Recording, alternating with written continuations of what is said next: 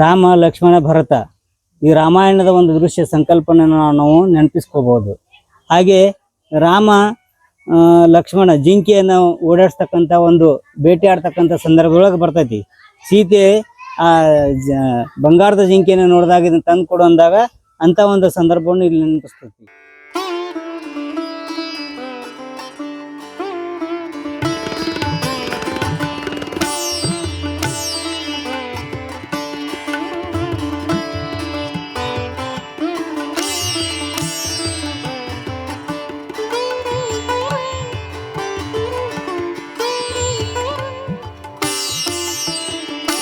ನಮಸ್ಕಾರ ಸ್ನೇಹಿತರೆ, ನಮ್ಮೂರು ನಮ್ಮ ಜನ ಚಾನಲ್ಗೆ ಸ್ವಾಗತ. ಭಾರತೀಯರ ಪ್ರತಿಯೊಂದು ಹಬ್ಬ ಉತ್ಸವಗಳು ನಮ್ಮ ನಾಡಿನ ಸಂಸ್ಕೃತಿಯ ಶ್ರೀಮಂತಿಕೆಯನ್ನು ಸಾರುತ್ತವೆ. ಉತ್ತರ ಕರ್ನಾಟಕದ ಪ್ರಮುಖ ಹಬ್ಬವಾದ ಗೌರಿ ಹುಣ್ಣಿಮೆ ಆಚರಣೆಯ ಸಂದರ್ಭದಲ್ಲಿ ಸಕ್ಕರೆ ಪಾಕದಿಂದ ಗೊಂಬೆಗಳನ್ನು ತಯಾರಿಸಿ ಗೌರಮ್ಮನಿಗೆ ಆರತಿ ಬೆಳಗುವ ಸಂಪ್ರದಾಯವಿದೆ. ಈ ಸಕ್ಕರೆ ಗೊಂಬೆಗಳು ಕೇವಲ ಗೊಂಬೆಗಳಲ್ಲ, ಅವು ನಮ್ಮ ನೆಲದ ಸಂಸ್ಕೃತಿಯನ್ನು ಬಿಂಬಿಸುವ ಗೊಂಬೆಗಳಾಗಿವೆ. ಸಕ್ಕರೆ ಗೊಂಬೆಗಳಲ್ಲಿ ಮಹಾಭಾರತ, ರಾಮಾಯಣದ ಕಥೆಗಳಿಂದ ಹಿಡಿದು ಜಾತ್ರೆ, ರೈತನ ದಿನದ ಬದುಕನ್ನು ಬಿಂಬಿಸುವ ಗೊಂಬೆಗಳು, ಪ್ರಾಣಿ ಪಕ್ಷಿಗಳನ್ನು ಕಾಣಬಹುದು. ಗೌರಿ ಹುಣ್ಣಿಮೆಯ ಸಂದರ್ಭದಲ್ಲಿ ಇಂತಹ ಸಕ್ಕರೆ ಗೊಂಬೆಗಳನ್ನು ತಯಾರಿಸುವ ಅನೇಕ ಕುಟುಂಬಗಳು ಬಾಗಲಕೋಟೆ ಜಿಲ್ಲೆ ಗುಳೇದಗುಡ್ಡ ಪಟ್ಟಣದಲ್ಲಿವೆ. ಅದರಲ್ಲಿ ಒಂದು 100 ವರ್ಷಕ್ಕೂ ಹೆಚ್ಚು ಕಾಲದಿಂದ ಸಕ್ಕರೆ ಗೊಂಬೆಗಳನ್ನು ತಯಾರಿಸಿಕೊಂಡು ಬರುತ್ತಿರುವ ಹುಳಪಲ್ಲೇದ್ ಕುಟುಂಬವು ಒಂದು. ಬನ್ನಿ, ಹುಳಪಲ್ಲೇದ್ ಕುಟುಂಬದ ಸಕ್ಕರೆ ಗೊಂಬೆಗಳ ತಯಾರಿಸುವ ಪಡಿಯಚ್ಚುಗಳನ್ನು ನೋಡೋಣ. ನಮಸ್ಕಾರ ರೀ, ನಾನು ವಿರೂಪಾಕ್ಷಪ್ಪ ಹುಳಪಲ್ಲೇದ್ ಅಂತೇಳಿ. ವೃತ್ತಿಪರವಾಗಿ ನಾವು ಶಿಕ್ಷಕರಿದ್ದು ನಮ್ಮ ತಲಾಂತರದಿಂದ ನಮ್ಮ ಹಿರಿಯರು ಮಾಡ್ಕೊಂಡು ಬಂದಿರತಕ್ಕಂಥ ಇದೊಂದು ಗೌರಿ ಹುಣ್ಣಿಮೆಯ ಸಂದರ್ಭದಲ್ಲಿ ಈ ಆರತಿ ಮತ್ತು ಮಹಿಳೆಯರಿಗೆ ಆರತಿಯನ್ನು ಮಾಡ್ತಕ್ಕಂಥ ಒಂದು ನಮ್ಮ ಕುಟುಂಬದಲ್ಲಿ ಬಂದಿರತಕ್ಕಂಥ ಒಂದು ಸಂಪ್ರದಾಯ. ಅದರಂತೆ ಈ ಮನೆಯಲ್ಲಿ ನಾನು ನಮ್ಮ ಮನೆಯವರೆಲ್ಲ ಸೇರಿಕೊಂಡು ಈ ಒಂದು ಆರತಿಯನ್ನು ಮಾಡ್ತಿದ್ವಿ. ಅಂದರೆ ನಮ್ಮ ತಂದೆಯವರ ಕಾಲದಿಂದಲೂ ಇದು ನಡೆದುಕೊಂಡು ಬಂದಿರ್ತಿತ್ತು. ನಮ್ಮ ತಂದೆಯವರು ಚಿಕ್ಕವರಿದ್ದಾಗಲೇ ಈ ಒಂದು ನಮ್ಮ ಅಜ್ಜನವರು, ತಾತನವರು ಎಲ್ಲ ಪಡೆಚ್ಚುಗಳನ್ನು ಮಾಡಿಸಿದ್ರು. ಅವರು ಚಿಕ್ಕವರಿದ್ದಾಗ, ಅಂದರೆ ನನಗೆ ಹೇಳುವಂಥ ಸಂದರ್ಭದೊಳಗೆ ಅವರು 20 ವರ್ಷ ಇದ್ದಾಗ ಈ ಒಂದು ವೃತ್ತಿಯನ್ನು ಮಾಡ್ಕೊಂಡ್ಬಂದಿದ್ರು. ನಮ್ಮ ದೊಡ್ಡಪ್ಪರು ಅವರು ಸಹಿತ ಒಂದು 80 ವರ್ಷ, ಅವರು 84 ವರ್ಷ ಇದ್ದಾಗ ಅವ್ರು ತೀರ್ಕೊಂಡ್ರು.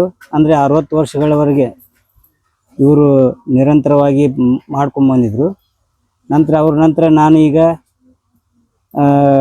ನಮ್ಮ ಅವರು ನಮ್ಮ ತಂದೆಯವರು ತೀರ್ಕೊಂಡ್ರು. ಆನಂತರ ನಾನು ಇದನ್ನು ಮುಂದುವರ್ಸ್ಕೊಂಡು ಬಂದಿದ್ದೀನಿ. ಪ್ರತಿ ವರ್ಷ ಮಾಡ್ಕೊತ ಬರ್ತಾ ಇದ್ವಿ. ಇದರಲ್ಲಿ ನಮ್ಮ ಅಂದಾಜು ಈಗ ನಮ್ಮ ಈ ಒಂದು ಕೆಲಸವನ್ನು ಮಾಡ್ತಕ್ಕಂಥದ್ದು ಸುಮಾರು ಒಂದು 95ರಿಂದ 100 ವರ್ಷ ಸಮೀಪ ಆಗೈತೆ. 100 ವರ್ಷ ಐತಿ. ಶತಮಾನದ ಕಾಲ ಈ ಒಂದು ಅಚ್ಚುಗಳು ನಮ್ಮಲ್ಲಿ ಇವೆ. ಶತಮಾನಗಳ ಒಂದು ಗತಿಸಿವೆ ಅಂತೇಳಿ ನಾನು ಹೇಳಲಿಕ್ಕೆ ಇಷ್ಟಪಡ್ತೀನಿ. ಹಾಗೆ ಈ ಕುಸ್ರಿ ಕೆಲಸ, ಈಗ ಬಡಿಯರು ಮಾಡ್ತಕ್ಕಂಥ ಈ ಕುಸ್ರಿ ಕೆಲಸ ಅತ್ಯುನ್ನತವಾಗಿರ್ತಕ್ಕಂಥ ಸೂಕ್ಷ್ಮ ಕಲೆ ಇದಾಗಿದೆ. ಇವೆಲ್ಲ ಇಲ್ಲೇ ಮಾಡಿದ್ರಿ, ಅಂದರೆ ನಮ್ಮ ಹಿರಿಯರು ಮಾಡಿಟ್ಟಿರ್ತಕ್ಕಂಥ ಒಂದು ವಸ್ತುಗಳಿವು. ಇದರಲ್ಲಿ ಅನೇಕ ಒಂದು ಕಥೆಗಳನ್ನು ಹೇಳ್ತಕ್ಕಂಥ ಸಕ್ಕರೆ ಗೊಂಬೆಗಳು ಇಲ್ಲಿ ಅಚ್ಚುಗಳನ್ನು ಮಾಡಿಸಿದ್ದಾರೆ. ಅದನ್ನೇ ಇಲ್ಲಿ ನಾವು ಹೇಳ್ತಕ್ಕಂಥ ಒಂದು ಸಂದರ್ಭದಲ್ಲಿ ಕೆಲವೊಂದು ಅಚ್ಚುಗಳಲ್ಲಿ ಉದಾಹರಣೆಗೆ ಹೇಳಬೇಕಂದ್ರೆ, ಇಲ್ಲಿರ್ತಕ್ಕಂಥ ಒಂದು ಅಚ್ಚು, ಮೊದಲನೇದಾಗಿ ಇಲ್ಲಿರ್ತಕ್ಕಂಥದ್ದು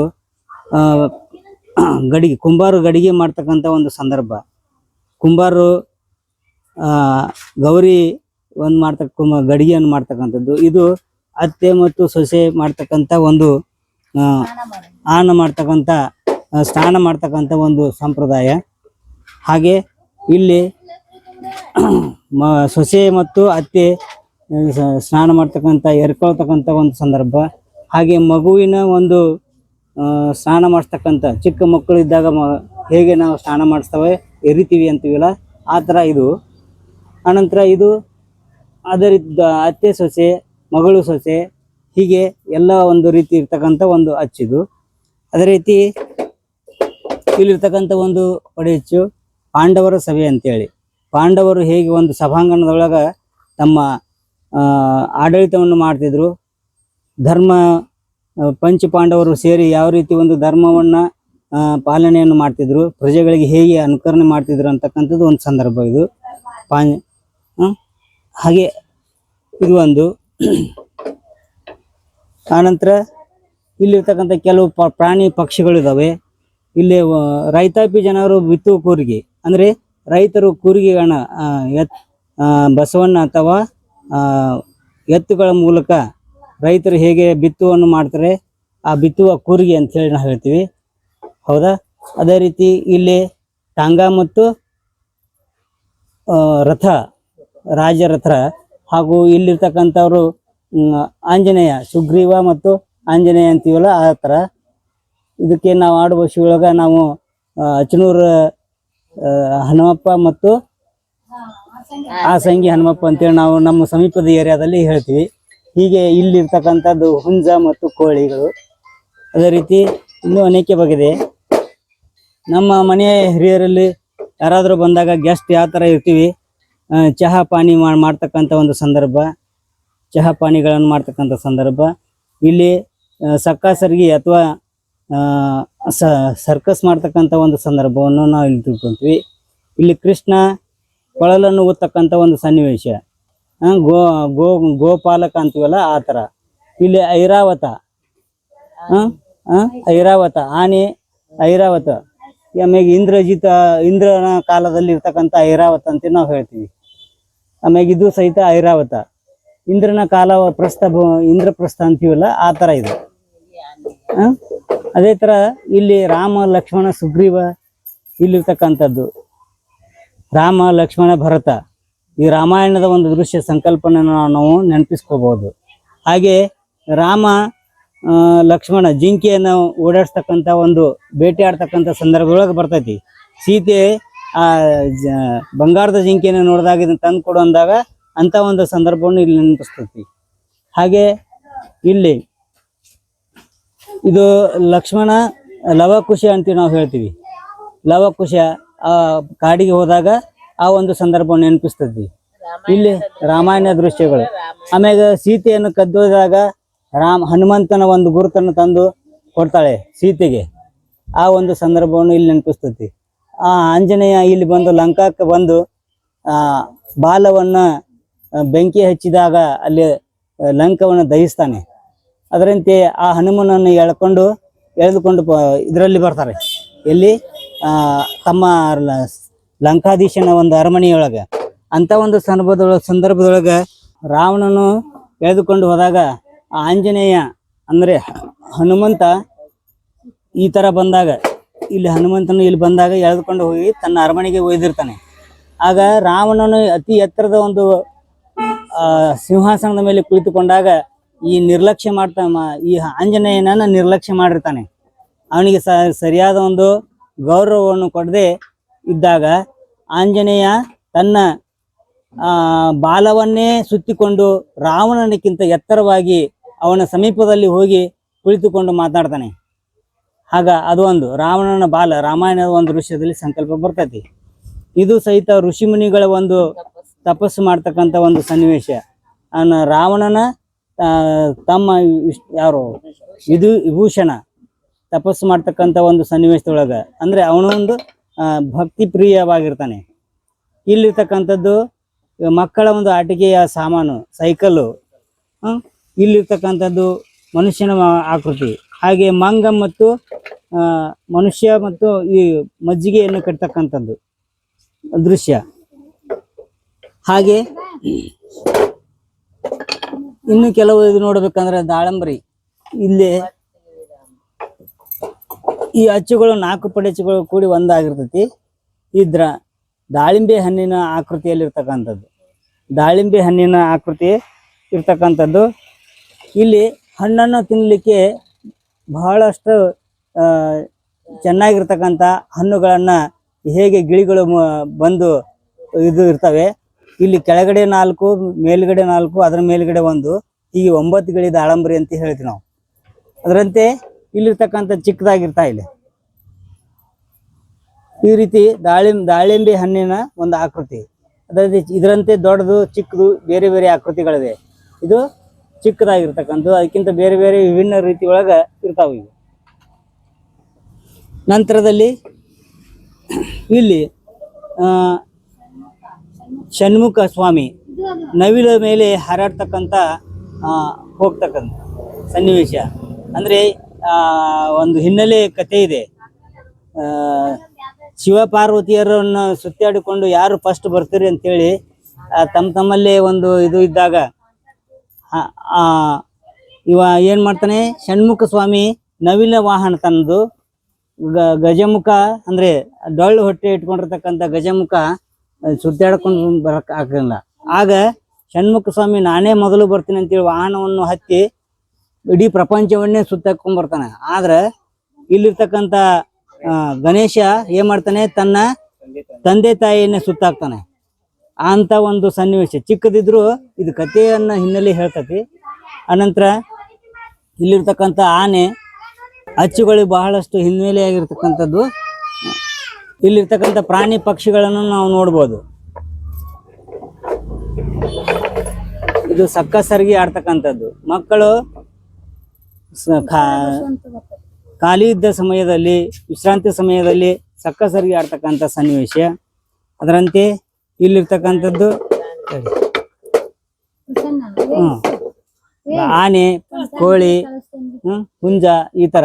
ಆಮೇಲೆ ಪ್ರಾಣಿ ಪಕ್ಷಿಗಳಲ್ಲಿ ಆನೆ, ಬಸವಣ್ಣ ಅಂದ್ರೆ ಆಕಳು, ಎತ್ತು, ಕುದುರೆ, ಒಂಟೆ ಮತ್ತು ಗಿಳಿ ಈ ತರ. ಇಲ್ಲಿರ್ತಕ್ಕಂಥ ಒಂದು ಸನ್ನಿವೇಶ ಆನೆ ಲಕ್ಷ್ಮಿ. ಈ ಲಕ್ಷ್ಮೀ ದೇವಿಗೆ ಗಜಗಳು ನಮಸ್ಕಾರದ ರೀತಿಯಲ್ಲಿ ಇವೆ. ಲಕ್ಷ್ಮೀ ದೇವಿಗೆ ನಮಸ್ಕಾರ ವಂದನೆ ಮಾಡ್ತಕ್ಕಂಥದ್ದು. ಇದು ಸರಸ್ವತಿ ದೇವಿ. ಹಾಗೂ ಇಲ್ಲಿರ್ತಕ್ಕಂಥದ್ದು ಋಷಿಮುನಿಗಳು ತಪಸ್ಸನ್ನ ಆಧ್ಯಾತ್ಮಿಕವಾಗಿ ಶಾಂತ ರೀತಿಯಿಂದ ವರ್ತನೆ ಮಾಡ್ತಕ್ಕಂಥದ್ದು, ತಪಸ್ಸನ್ನು ಮಾಡ್ತಕ್ಕಂಥದ್ದು. ಹೀಗೆ ಮತ್ತೆ 3 ಜನ ಒಬ್ಬರೇ ಹೋಗೋರು ನೀರು ತರ್ಲಿಕ್ಕೆ. ಹಿಂದಿನ ಕಾಲದೊಳಗೆ ಈ ತರ ಇರ್ತಿದ್ದಿಲ್ಲ. ಬೇರೆ ಸ್ಥಳದಿಂದ ಇನ್ನೊಂದು ಸ್ಥಳಕ್ಕೆ ತರುವಂತಹ ಸ್ಥಳದೊಳಗ ಹೆಂಗಸರು ಎಲ್ಲರೂ ಕೂಡಿ ಹೋಗ್ತಕ್ಕಂಥ ಸನ್ನಿವೇಶ. 3 ಜನ ಹೋಗುವಂತ ಒಂದು ಸನ್ನಿವೇಶ. 3 ಜನ ತಲೆ ಮೇಲೆ ಒಂದು ಕೊಡ, ಬಗಲಲ್ಲಿ ಒಂದು ಕೊಡ, ಹೀಗೆ ತೆಗೆದುಕೊಂಡು ಬರ್ತಕ್ಕಂಥ ಒಂದು ಸನ್ನಿವೇಶ. ಇದು ಕಳಸ್ತಂಬಿಗೆ ಕಳಸ್ತಂಬಿಗೆ ಅಂತ ಕರಿತೀವಿ ನಾವು. ಆರತಿ ತಾಡಿನಲ್ಲಿ ಇರ್ತಕ್ಕಂಥದ್ದು ಒಂದು ಕೊಡ, ಅದರ ಮೇಲೆ ಒಂದು ಕಾಯಿ. ಇದು ಕಳಸ್ತಂಬಿಗೆ ಪಂಚಾರ್ತಿ. ಇವು ಪಂಚಾರ್ತಿಗಳು, ದೀಪ ಹಚ್ತಕ್ಕಂಥ ಒಂದು ಸನ್ನಿವೇಶ. ನಾವೇನು ಆರತಿ ತಟ್ಟಿನಲ್ಲಿ ಇಡ್ತೀವಲ್ಲ ಆ ಥರ ಪಂಚಾರ್ತಿಗಳು. ಬೇರೆ ಬೇರೆ ರೀತಿಯ ಆಕೃತಿಗಳನ್ನು ಬರ್ತವೆ. ಚಿಕ್ಕ ಬಸವಣ್ಣ, ಆಮೇಲೆ ಇದು ಬಿಸುಕಲ್ಲು ಅಂತೀವಿ ನಾವು. ಮನೆಯಲ್ಲಿ ಬೀಸುವ ಹಿಟ್ಟನ್ನು ರುಬ್ಬುವುದು, ಹಿಟ್ಟನ್ನು ಕಾಳುಗಳ ಧಾನ್ಯಗಳನ್ನು ಹಾಕಿ ಹಿಟ್ಟು ಮಾಡುವುದು. ಸೈಕಲ್ಲು, ರಥ, ಸೈನಿಕ ಈ ಥರ. ಇನ್ನು ಕೆಲವು ಪ್ರಾಣಿ ಪಕ್ಷಿಗಳು ಬರ್ತವೆ. ಇವನು ಬ್ರಹ್ಮ ವಿಷ್ಣು ಮಹೇಶ್ವರನ ಆಕೃತಿಗಳು. ಸಿಂಹ, ಆಮೇಲೆ ಇದು ಸಿಂಹ, ಗರುಡ ಪಕ್ಷಿಗಳು. ಹಾಗೆ ಇದು ಸಹಿತ ಗರುಡನ ಒಂದು ಇದು ತ್ರಿಮುಖ ವಾಹನ. ಅಂದರೆ ಬ್ರಹ್ಮ ವಿಷ್ಣು ಮಹೇಶ್ವರನ ಪಡೆಚು ಬರ್ತವೆ. ಇವು ಸ್ವಲ್ಪ ತದನಂತರದಲ್ಲಿ ಪಡೆಚುಗಳು ಕೆಲವು ಹಾಳಾದು ನಮ್ಮ ಮತ್ತೊಂದು ನವೀಕರಣ ಮಾಡಿಸಿ ಮತ್ತು ಹೊಸ ಪಡೆಚುಗಳನ್ನು ತೆಗೆದುಕೊಂಡ್ಬಂದ್ವಿ ನಾವು. ಅಚ್ಚುಗಳನ್ನು ಇದೇ ರೀತಿ ಮಾಡ್ತಕ್ಕಂಥ. ಆಗಿನ ಕುಸರಿ ಕೆಲಸ ನೋಡಿ, ಈಗಿನ ಕುಸರಿ ಕೆಲಸ ನೋಡಿ. ಇವು ಸ್ವಲ್ಪ ಜಾಸ್ತಿ ಅಚ್ಚುಗಳಲ್ಲಿ ದಪ್ಪವಾಗಿರ್ತವೆ. ಹಾಗೆ ನೈಜತೆ ಸ್ಪಷ್ಟವಾಗಿ ಇರಲ್ಲ. ಆದರೆ ಆದರೂ ಸಹಿತ ಇದನ್ನೇ ಮಾಡ್ಕೊಂತ ಬಂದಿದ್ದೀವಿ ನಾವು. ಇವು ದಪ್ಪವಾಗಿರ್ತವೆ, ಇತ್ತೀಚೆಗೆ ಮಾಡಿದ್ದು. ಕೆಲವು ಹಾಳಾದು ನಮ್ಮ, ಅದರಲ್ಲಿ ಕೆಲವು ಪಡೆಚುಗಳು ಸೋರ್ಕೊಂತ ಹೋದು. ಆದರೂ ಸಹಿತ ಕೆಲವು ಉಳಿದವು. ಇವು ಶತಮಾನದ ಕಾಲದಿಂದ ಬಂದಿದ್ದವು. ಇವೆಲ್ಲ ಶತಮಾನದ ಕಾಲದಿಂದ ಬಂದಿದ್ದು. ಇವು ಇತ್ತೀಚೆಗೆ ಮಾಡಿದ್ದು. ಇವೆಲ್ಲ ಸಾಗವಾನಿ, ಮತ್ತಿ, ಹೊನ್ನತ್ತಿ ಈ ತರ. ಅಂದ್ರೆ ಬಹುಕಾಲದವರೆಗೆ ಇಟ್ಟರು ಏನೂ ಆಗ್ಲಾರ್ದಲ್ಲ. ಅದಕ್ಕೆ ಇವನ್ನೆಲ್ಲ ಅಚ್ಚುಗಳನ್ನ ನಾವು ಕೊನೆಯ ಕಾಲದೊಳಗ ಮುಗಿದ ನಂತರ ಕಾರ್ಯವನ್ನು ಮುಗಿದ ನಂತರ ಸರಿಯಾಗಿ ತೊಳೆದು ಒಣಗಿಸಿ ಇಟ್ಟಿರ್ತೀವಿ ನಾವು. ಇದು ಸಹಿತ ಒಂದು ಶತಮಾನದ ಗತಿಸಿ ಹೋಗಿರ್ತಕ್ಕಂಥ ಒಂದು ಅಚ್ಚಿದು.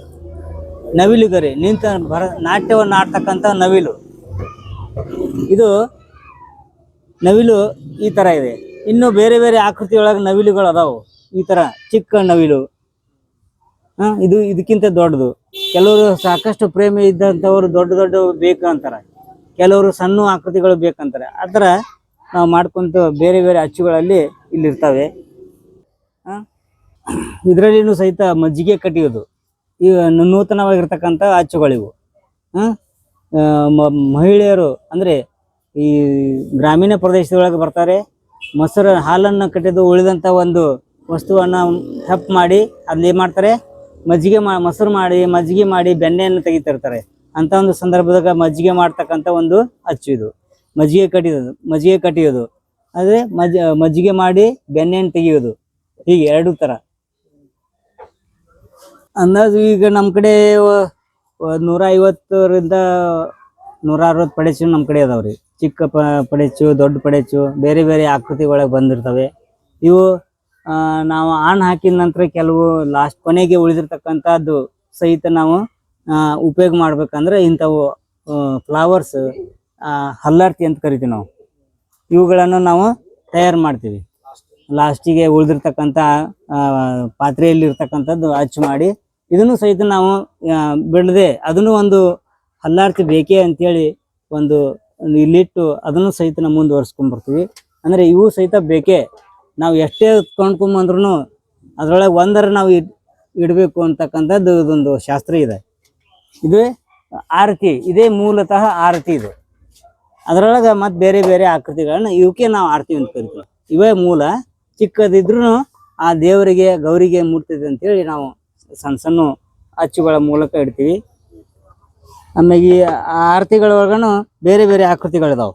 ಅದನ್ನು ಕೊಡಪ್ಪ ಇಲ್ಲಿ ಚೌಕಂದಲ್ಲಿ ಈ ಥರ ಹಲ್ಲಾರತಿ ಅಂತ ಕರಿತೀವಿ ನಾವು. ಇವಕ್ಕೆ ಹಲ್ಲಾರತಿ, ಹೂವಿನ ಆರತಿ, ಬೇರೆ ಬೇರೆ ಹೆಸರುಗಳಿಂದ ನಾವು ಕರಿತಾ ಇದ್ವಿ.